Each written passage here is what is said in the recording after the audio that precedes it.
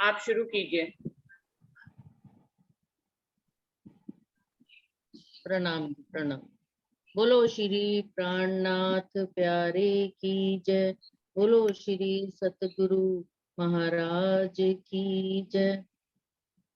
चौदे तब को में पिया, तू ही दीदारे काबिल है।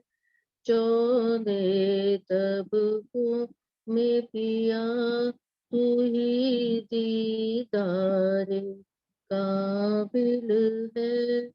जो गर्क हुए तुझ में, जो गर्क हुए तुझ में, तेरी वहदत में शामिल है। चौदे तब को में पिया, तू ही दीदारे काबिल है। आशिक दिलों में तेरे नाम का, तेरे प्यार का उजाला। आशिक दिलों में तेरे नाम का, तेरे प्यार का उजाला। आई वतन खुशबुए वहाँ, आई वतन खुशबुए वहाँ, जहाँ रहता मेरा अर्श वाला। क्यों गरज करूं जग की, क्यों गरज करूं जग की, मुझे जब तू ही हासिल है। क्यों गरज करूं जग की, मुझे जब तू ही हासिल है। चौदे तब को में पिया, तू ही दीदारे काबिल है।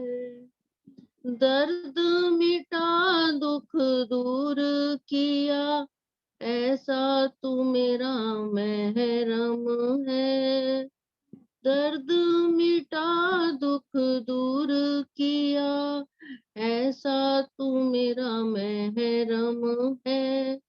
रहमत भरी नजरों से नवाजा, रहमत भरी नजरों से नवाजा, तूने मुझे हर दम है। मुझको तुमने ही तो बनाया अपने काबिल है। मुझको तुमने ही तो बनाया अपने काबिल है। चौदे तब को में पिया, तू ही दीदारे काबिल है। जो गर्क हुए तुझ में, तेरी वहदत में शामिल है। रूह की नजर जब खोलती तुमने, फिर क्यों रहे फरामोशी। रूह की नजर जब खोलती तुमने, फिर क्यों रहे फरामोशी। तुमने जगाया, तुमने बुलाया, अंगना में प्राणपति की। अंगना का दिल प्रीतम, अंगना का दिल प्रीतम, तुम्हारी प्रीत से निर्मल है। अंगना का दिल प्रीतम, तुम्हारी प्रीत से निर्मल है। चौदे तब को में पिया, तू ही दीदारे काबिल है। जो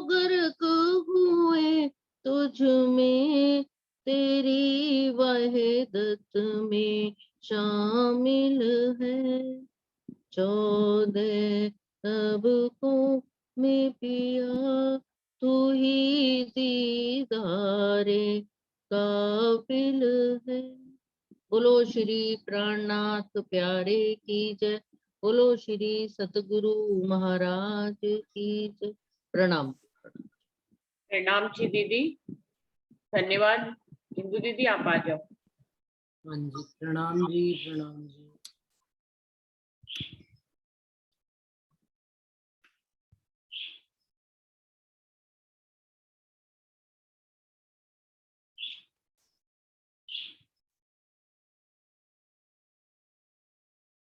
बोलिए श्री प्राणनाथ प्यारे की जय।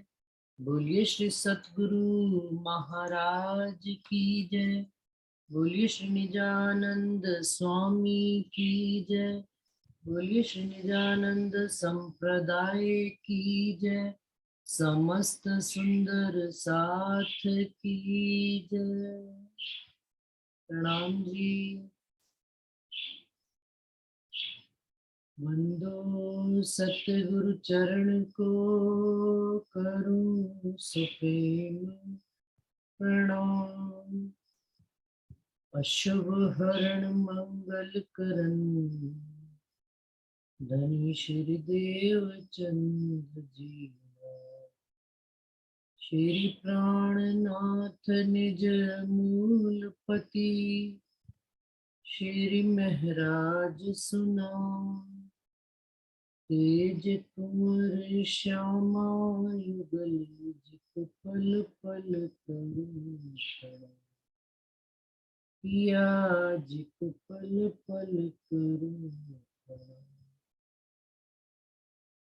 प्रथम लागू दो चरण को धनिये न छुड़ाइयो किन। लाख तले लाल एड़िया मेरे जीव के ही तले पड़ी रहूं। धनी नजर खलो बातू पलना वालू निरखू नेत्रे मेरे जीव के ही।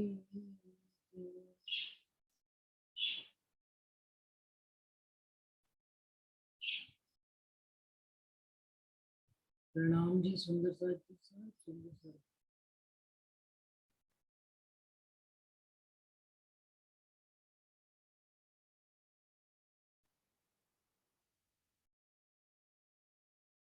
श्री महामति कहे हक नासिका या की शोभा नावे सुमार। कछु बड़ी रूह मोमिन जानी जाको निस दिन ही विचार। जाको निस दिन ही विचार। सुंदर सा जी आवाज स्पष्ट है ना? क्योंकि मुझे अभी 2 दिन पहले कंप्लेंट मिली है कि आवाज कम आती है आपकी। प्रणाम जी। हाँ दीदी ठीक है। हक माशूक की जुबा की सिफत। आप इंद्रावती जी के धाम दिल में बैठकर राज्जी महाराज हमको अपने अंगों का बारीकी से वर्णन कर रहे हैं इंद्रावती जी के माध्यम से।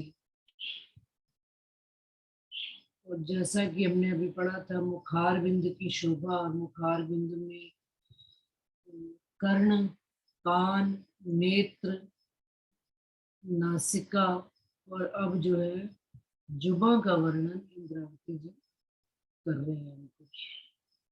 और जैसा कि पिछली बार मीटिंग में एक बात और भी हुई थी कि नेत्रों की शोभा राधा जी ने हमको बताई थी कि रज्जी महाराज के नेत्रों की शोभा शिरडी साहिब जी के नेत्रों की शोभा छत्रसाल जी को मिली है। बड़ा क़यामतनामा उनको समर्पित करके लिखा गया है, उतरा है रज्जी महाराज को आवेश, रज्जी महाराज के आवेश से।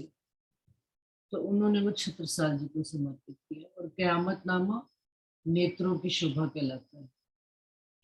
इसी प्रकार मार्फत सागर राजी महाराज के कानों की शोभा कहलाता है। और केशव दास जी ने वो मसौदा बांधा है, तो केशव दास जी को कानों की शोभा दी गई है कि उन्होंने बीतक साहब में ये प्रसंग भी आता है कि जैसे ही उन्होंने बात सुनी वो घर से निकल पड़े और धनी को तभी उनको शांति मिली जब उन्होंने राज्य के चरणों में पहुंच गए। दिल की शोभा राज्य महाराज ने हमने अभी पढ़ा, खुले अंग दिल दीदार। तो दिल की शोभा राज्य महाराज ने परिक्रमा ग्रंथ में अर्श इलाही दुल्हन श्यामा जी को दी है शोभा अपनी। इसी प्रकार से सुंदर साथ जी अंगों की यदि हम करते चले तो वर्णन कि राज्य महाराज के कौन से अंग का किसको दिया है, जो प्रामाणिक बातें हैं वो तो सुंदर साथ जी हमने आपको बता दिया। जैसे कि मेरा दिल कहता है कि इंद्रावती जी को राज्य महाराज ने अपने चरणों की शोभा दी। शायद वर्षा जी या अंशु ने भी कोई बात करी थी, मुझे ध्यान नहीं है। क्यों? क्योंकि इस संसार में राज्य महाराज की राह पर जो इंद्रावती जी ने चलकर दिखाया आदि के कदमों पर, और हम सब सुंदर साथ के लिए वो प्रेरणा स्वरूप बने और आज दिन तक उन्हीं को ही अपना आधार स्तंभ मानकर हम चलते हैं राज्य की राह पर। तो चरणों की शोभा, क्योंकि कहते हैं चरण जो है रूह ही धनी के चरण है और धनी के चरण ही रूह का दिल है। तो इंद्रावती जी ने इस बात को पूर्ण रूप से घटित करके मेरी आत्मा को ऐसी गवाही आती है। लेकिन इसमें कहीं जैसे कि श्यामा जी के लिए या केशव दास जी के लिए या छत्रसाल जी के लिए जैसा आया है वैसा इंद्रावती जी के लिए वर्णन नहीं आया, मतलब जहां तक मेरी ज्ञान मुझे समझ में। इसी प्रकार से उन्होंने कहा कि लालदास जी को, सुंदर साथ ने कहा कि लालदास जी को राज्य महाराज के मुखार बिंद की शोभा दी गई है। तो वो भी इस तरह से उन्होंने घटाई कि लालदास जी ने संसार से मुख मोड़ के बस उन्होंने कहा मैं अन्न भोजन भी तब ग्रहण करूंगा जब धनी के चरणों का दीदार करूंगा। आस बाई की आत्म ने और कोई आस ही नहीं रखी, धनी के मुख की ही आस रखी। और संसार में भी उनके द्वारा राज्य महाराज ने बीतक साहेब और बड़ी व्रत का संसार में वर्णन करवा के उन्होंने राज्य महाराज को जाहिर करने का, जाहिर का मतलब जाहिर तो इंद्रावती जी ने करा ही है, लेकिन उन्होंने धनी के पहचान की और एक कदम और सुंदर साथ को आगे बढ़ाकर बताया। सुंदर साथ जी, ये आत्मा की गवाही कई चीजों पर होती भी है, कई नहीं होती, लेकिन सत्य बात उसी को मानी जाती है जिसकी गवाही हमारे ग्रंथ देते हैं। स्वरूप साहब देते हैं, वाणी देती है, बीतक साहब देते हैं। हमारे दो ही ग्रंथ मुख्य रूप से कहे जाते हैं, स्वरूप साहब और बीतक साहब। तो चलिए सुंदर साहब जी, आज आ रहा है वर्णन हक माशूक की जुबा की सिफत। राज्य महाराज की जुबा कैसी है और इस जुबा से हमको क्या क्या सुख इस संसार में मिलते हैं।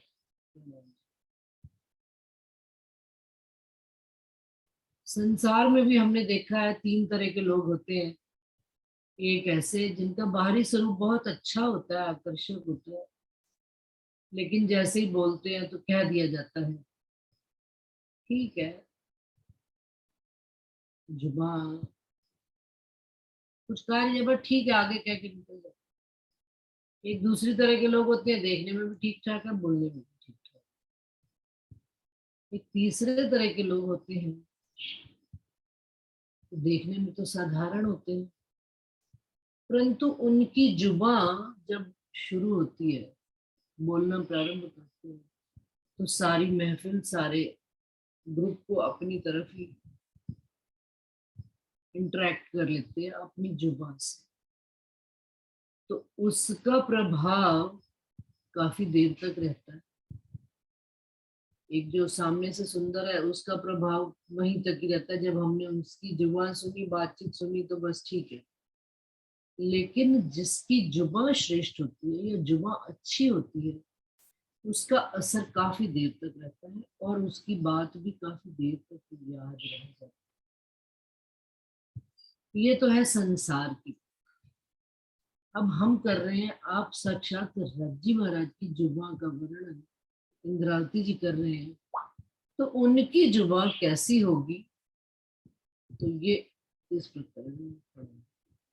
जाको नामई रसना होसी कैसी मीठी हक, जिनको जैसी बुजुर्ग की जुबा होत है तिन। आप धामधनी रसना, रसों से पूर्ण, रसना, जुबा को क्या कहा गया? रसना, रसों से पूर्ण। और रस भी कैसे? इश्क और प्रेम से भरे हुए। संसार में तो अनेक तरह के रस आते हैं, जिसमें से हम कह रहे निंदा रस, एनआरपी बहुत पिया जाता है संसार में, है ना। साथ में प्रेम का रस बहुत मात्रा में कम होता है। ये संसार की बात कर रही हूँ। एक दूसरे की चुगली कर रही है, एक दूसरे का ये जुबानी अहंकार भी प्रदर्शित करती है कि भाई बड़ा इसको अहंकार है अपने होने।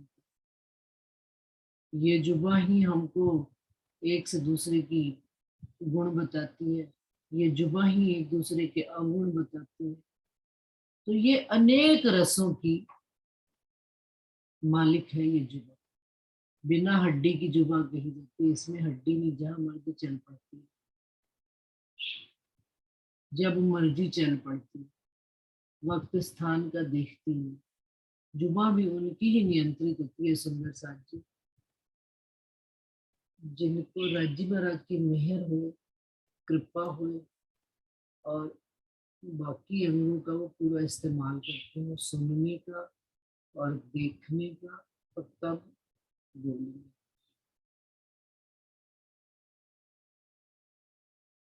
तो इंद्रावती जी राज्य महाराज की रसना का वर्णन कर रही है कि धामधनी की रसना तो निश्चित ही मीठी है, कोई कहने का बेशक बात है। क्यों? क्योंकि वो इश्क के स्वरूप है, प्रेम के स्वरूप है। और इश्क में तो जो दिल में होता है वही नेत्रों से झलकता है, वही नासिका खुशबू लेती है और वही कान सुनते हैं। तो जब सारे अंग इश्क ही ले रहे हैं तो जुबां भी क्या देगी? इश्क ही इश्क देगी। जैसे कि पहाड़ी में खड़े हो जाते हैं तो अपनी ही आवाज लौट कर हमारे पास आती है। आवाज लगाए किसी को भी, वही आवाज 3 या 4 बार वापस लौट कर। अगर हमने बोल दिया आई लव यू, तो वही बात 3 बार 4 बार लौट कर जब अपने पास आती है, I love you, I love you, तो कितना सुख देती है। और जब हम चिल्ला कर बोलते हैं तो वही चिल्लाहट और चीख की आवाज हमारे कानों में जब आती है लौट कर, तो हमारे दिल को दुख देती है। संसार का भी यही है। परमधाम का तो नियम ये है कि भाई इश्क देना और इश्क लेना, और वहां पर सामग्री भी इश्क ही है। अब संसार में भी यही है, हम वही बटोरते हैं जो हम किसी को देते हैं।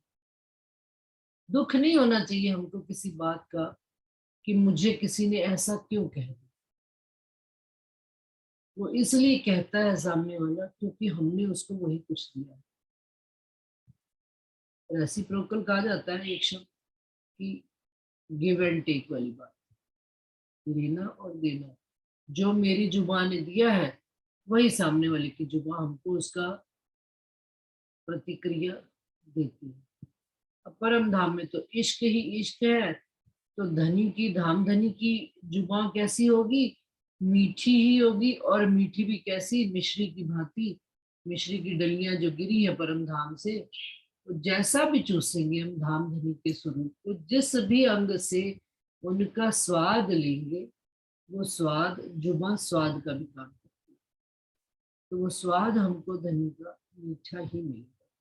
और जिनको जैसी बुजुर्ग की जुबा होते है तिन माफक, एक गुण और भी जुबा से पता लगता है कि जिसकी जैसी साहिबी होती है ना, जिसकी जैसी बुजुर्गी का मतलब बड़ा, उसकी जुबा भी वैसी ही है। जैसे हम अपने आसपास समाज में भी कईयों से मिलते हैं तो कहते हैं भाई वो जैसा जिस पोस्ट पर है उनकी जुबान भी उसके लायक है। क्यों? क्योंकि उनको अपनी पोस्ट के हिसाब से बात कहनी पड़ती है। अगर वो अपनी पोस्ट के हिसाब से बात नहीं कहेंगे तो वो अपनी पोस्ट की मान मर्यादा नहीं रख पाएंगे, लोक लाज नहीं रख पाएंगे। अब धामधनी अक्षरातीत जो पूरे ब्रह्मांड के मालिक है, संपूर्ण ब्रह्मांड के, तो उनकी जुबा तो मीठी है ही है। और जैसी उनकी साहिबी है, बिल्कुल वो अपनी साहिबी को ध्यान में रखकर उनके जुबान पे वैसा ही वर्णन करती है, वैसा ही बोलती है। बच्चे कह जाते हैं ना कोई भी बात, तो क्या कह के हम टाल देते हैं, अरे बच्चे हैं। लेकिन यदि यही एक ही बात को कोई बड़ा घर में कहे तो वो चुभ जाती है, और वही बात बच्चा कहे तो नहीं चुभती। क्यों? क्योंकि उसको ना समझी में कोई भी बात कहीं भी असर नहीं करती। लेकिन जो बात हमने समझ ली, जान ली और फिर चलाकर उसको प्रताड़ित किया किसी बात की, तो वो बात चुभ जाती है कि देखो अनजान व्यक्ति तो है नहीं जिसने हमें ये बात कही। तो जुबा का ये जो स्वाद का गुण है, ये बड़ा स्वादिष्ट है। ये कभी खट्टे से खट्टा भी स्वाद दिखाता है और मीठे से मीठा भी स्वाद। संसार तो खट्टे में भी मैं कहती हूँ एक रस है, संसार तो कड़वे से कड़वा है। इसमें कौन किसको प्यार दे सकता? स्वार्थ के संसार में तो जो, हाँ, लेकिन यदि हम धामधनी अक्षरातीत राजी महाराज से, अपने प्रियतम और महबूब से हर पल जुड़े रहें और उनकी जुबा का स्वाद लेते रहें, तो मेरी जुबा में उनका अंश आ जाए। और फिर हम जहां पर भी जाए मीठा बोले, मीठा ही कहें, मीठा ही, मीठी जुबा, मीठा हक, मीठा रूह प्यार, चुप ही रहता। तो वो बात एक धनी के संग से पैदा हो जाए तो उनकी बड़ी मेहरबानी। जिसका संग करेंगे वैसे ही सारी गुण रिएक्ट करेंगे। तो जिनको जैसी बुजुर्गी जुबा होते हैं तिन माफक, जिनकी जैसी संसार में नहीं धामधनी की जैसी बुजुर्गी है, उनकी जुबा भी उनके स्वरूप के ही माफक है। कहनी में न आवही विचार देखे मोमिन, होए जागृत अरवा अर्श की, कछु सो देखे रसना रोशन। कहनी में न आवही विचार देखे, विचार करके यदि मोमिन देखे तो धनी की जुबान की सिफत शब्दों में नहीं आ सकती।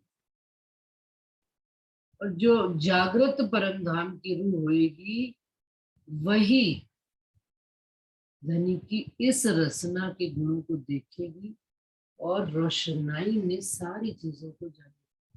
सुंदर सर जी, साथ ही साथ में एक बात और भी दिल में आती है कि परम धाम में इश्क की लीला, इश्क में तो जुबा चलती ही नहीं, इश्क में जुबा बोहती ही नहीं।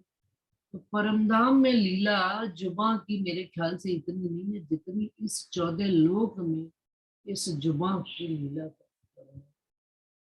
ये जुबा ने जब कह दिया कबलो कासा कूटेगा जयराम भाई को, तो जुबा इंदिरा प्राणा जी की चली तो वो जयराम भाई उनके साथ ही ऊपर चले। अब तो पड़े तुम फंद में, जुबा चली तो भिखारी दास जी भी उनके साथ हुए, छत्रसाल जी भी हुए। और लालदास जी को क्या, लालदास जी को पहचान भी इस जुबा के मार्फत उन्होंने जुबा से ही दे दी। उन्होंने कहा कि जब तक मैं धनी के दीदार नहीं करूंगा मुख में अन्न का दाना नहीं डालूंगा। तो कह दिया अब तो आप चरणों में आ गए हो। नारदा जी को कहा तो जुबान से ही बात करी। और तो और चिंतामणि को भी अपने घर की बात कहकर छोड़कर चले आए। तो चिंतामणि जब उनके पीछे पीछे ढूंढते हुए उनके आ गए। देवचंद्र जी ने इंद्रावती जी को कह दिया। तो इंद्रावती जी देवचंद्र जी को चरणों में कि भाई हाथ रखा मस्तक और कहा भी आ गए और आप चरणों में सही जगह। तो इंद्रावती जी की आत्मा में भी सुख पाना शुरू कर दिया। तो ये सारे गुण जो है देवचंद्र जी से वो सिपाही के भेष में जो 4 बातें राज्य महाराज ने करी, तो वो बातें देवचंद्र जी के जीवन में कहाँ तक सहारा बनी ये हम सब जानते हैं। जुबा में बड़े गुण है, अनेक गुण है। जुबा साहस देती है, जुबा हौसला देती है, जुबा प्यार देती है। जुबा टेढ़ा बोल के टेढ़ी जुबा चल गई तो नफरत पैदा कर देती है, घृणा पैदा कर देती है, दिल में चोट पैदा कर देती है, घाव लगा देती है जुबा। तो इस जुबा के गुण मुझे लगता है कि जो इस ब्रह्मांड में हमने गुण लिए सुख लिए इस जुबा से, परमधाम में तो राज्य को बोलना ही पड़ता, इश्क की लीला में तो कुछ कहना नहीं पड़ता, नैनो से ही सारी बात हो जाती है। अति मीठी जुबा माशूक की देत आशिक को सुख, कछु अर्श सहूरे सुख लीजिए पर कहो न जाए हम। आशिक और माशूक भी एक दूसरे को रिझाने का काम इस जुबा से ही करते। माशूक की इच्छा है कि आशिक उसको कोई ऐसी बात कहे कि माशूक का दिल खिल खिल जाए, तो ये जुबा ही कोई 2 बात उसको ऐसे कह देती है कि माशूक प्रसन्न हो जाती है। और माशूक फिर उस खुशी में आकर जब जुबा से धनी को रिझाती है, तो धनी रज्जी महाराज भी आशिक, रज्जी महाराज भी हम पर बारी बारी जाते हैं। ए याद किए हक रस्म आवत है इश्क, जिन इश्के अर्श देखिए सुख पाइए हक। याद किए हक रसना आवत है इश्क, कैसे इस रसना को याद करें तो धनी का इश्क आता है। याद करें, अंशु हमारे बीच में रहती है ना, अंशु हमारे साथ ही रहती है जयपुर में, तो हमेशा एक बात है, अरे क्यों ये खेल मांगे, ना मांगा होता ना आना पड़ता इस खेल में, इस दुख भरी खेल में देखने के लिए। तो ये जुबा का ही काम था, जिसने ये खेल मांग लिया, धनी मना किया बेर बेर और हम मांगे फिर। ये तो दुख की बात आ गई, विरहा आ गया इससे। लेकिन ए याद किए हक रसना आवत है इश्क, अच्छा ये भी इश्क आ जाता है कि मेरे धनी मुझे, संसार में तो कोई हमें चाहता नहीं, लेकिन धनी आप मुझे कितना चाहते हो, आप मुझे कितना प्यार करते हो कि आपकी कोई पुरानी कही हुई बात, घर की परमधाम की बात जब हम वाणी में पढ़ लेते हैं कि धनी मुझको ऐसा कहा करते थे। और तो और जब इंद्रावती जी याद कर करके रोते हैं कि मेरे धनी के बाण में सह न सकूं, क्या कि मेरे सतगुरु महाराज मुझे तब ऐसा कहा करते थे, अब ऐसा कहा करते थे, लेकिन हाय हाय मैं पहचान कर न सकी। ये याद ये हक रसना आवत है इश्क। और इश्क भी आता है कैसे कि इंद्रावती जी याद किया करते थे कि सतगुरु महाराज कहा करते थे कि समय आने पर तुमसे ये बात खुलेगी। और जब इंद्रावती जी को जैसे जैसे बात खुलती थी तो प्रसन्न भी हुआ करते और उनको धनी का इश्क और लाड भी आया करता। इसी प्रकार से हम रूहों को भी जो पुरानी बात कभी धनी ने कही होगी, सतगुरु स्वरूप राज्य महाराज ने कही होगी, उनकी बात याद आती है तो विरहा भी आता है और उनके प्रति लाड भी आता है और इश्क भी आता है कि राज्य महाराज आप सतगुरु महाराज जी ये बात कहा करते थे। अब जब हम उस बात को होते हुए देखते हैं अपने जीवन काल में तो बड़ी खुशी भी आती है, आनंद भी आता है, तो इश्क भी याद आता है। ये सारे जितने भी धनी ने जुगत बिठाई इसके लिए कि धनी के प्रति हमें वो लाड और इश्क अपना याद आवे जो घर में हम लिया करते थे। जिन इश्क के अर्श देखिए सुख पाइए। अब जब इश्क आएगा तो अर्श कोई दूर है, इश्क ही अर्श है। घर अपना घर परमधाम याद आना शुरू हुआ तो धनी के सुख भी निश्चित रूप से आना शुरू हो। सुख पाइए हक मुतलक और सुख हक दिल में जाहिर हो तो रसना। क्या कि कहते हैं हक दिल में और भी अनेक सुख है। हक है में इश्क कि रूहों को रात दिन में लाड लड़ा, जाहिर हो तो रसना। अब किससे जाहिर होते?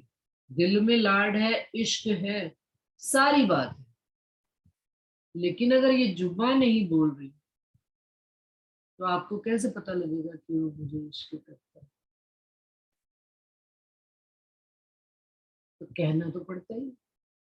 यदि हम किसी को इग्नोर करना चाहते हैं तो उसको प्रणाम देखते हैं हम समाज, सुंदर साहब के आचार व्यवचार हम सब जानते हैं, किसी को कुछ मतलब प्रत्यक्ष कहने की जरूरत नहीं है। जवाब नहीं देता तो क्या है, नाराजगी शो करने का। भाई मैंने जवाब नहीं दिया, उसको पता लग जाएगा कि ये मेरे से नाराज है। और यदि हम किसी के प्रति बहुत प्रेम से भरे होते हैं तो क्या करते हैं, प्रणाम जी अच्छी तरह से और बढ़कर उसको गले भी लगा लेते हैं। तो इश्क को, प्यार को अपने प्रदर्शित करने का एक जुमा बड़ा सशक्त माध्यम है। लिखा हुआ फिर भूल जाता है सुंदर सा, पढ़ा हुआ फिर भूल जाता है, लेकिन ये जुबान का जो तीर है ना, जिंदगी में कभी भूलता नहीं है। किसी से पूछ लो ना 50-50, 100-100 साल पुरानी बात याद रहती है। मेरी सास ने के मन ऐता ना माना, या और तो और कि भाई मुझे सतगुरु महाराज ने ये बात कही थी, ऐसी तीखी बात कही थी कि उस बात का ऐसा असर रहा कि मैं धनी के चरणों से जुड़ती ही चली गई। तो वो तीखी बात, वो तीखे बाण भी धनी में हमको धनी के चरणों से जोड़ने के लिए सतगुरु स्वरूप माध्यम से कहे थे। तो ये बातें भी, तीखे बाण भी कितने सहयोगी है हमें धनी से जोड़ने के लिए। ये सिफत किन विद कहूं जो रहत हक मुख माही। ये सिफत भी कौन जानता है धनी की, कि जो धनी के मुख में रहती है। इस जुबान की सिफत भी जो मोमिन इन से रूबरू हुए, इन जुबा से रूबरू हुए, जो सामने बैठकर सतगुरु के मुख से हमने बात सुनी है। चलिए सतगुरु की बात नहीं याद आती तो घर परमधाम की बात कर लेते हैं। अर्श में हम कैसे धनी से बैठकर बातें किया करते थे, फिर धनी हमको कैसे लाड से मुख में पान का बीड़ा दिया करते थे और हम भी धनी से लेकर सुख का अनुभव किया करते। तो ये सारे सुख किसके हैं? जुबा के सुख हैं।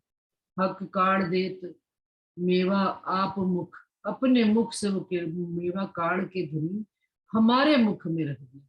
रू तालू पकड़ के, ये जो जुबा कभी कुछ बोलना भी नहीं आता था, लेकिन धनी की मेहर और कृपा और सतगुरु महाराज जी की ऐसी उनका हाथ हमारे सिर पर आया कि ये जुबा पट पट पट धनी की ही बातें करने लगी। क्यों? क्योंकि उन्होंने ऐसा चाहा तो होता चला गया, हमारे चाहे से कुछ नहीं है। तो ये जुबा के कछु जो रहत हक मुख माहे, कि धनी के सिफत कैसे करूं जो धनी के मुख में ये जो जुबा के सुख हमने लिए हैं यहाँ बैठे, इन जुबा का वर्णन हो नहीं सकता। बहुत सुख हक तन जाहिर करे हक नैन, सब पूरा सुख तब पाइए जब कहे रसना मुख। लता जी कितनी अच्छी चौपाई है, कितनी गहरी बात उन्होंने कि बहुत सुख हक तन। रज्जी महाराज के तन जो इश्क का ही तन है, इश्क का ही स्वरूप है, उसमें अनेका अनेक सुख भरे हुए हैं। और जाहिर भी कौन करते हैं? हक नैन उस इश्क को, उस सुख को जाहिर करते हैं।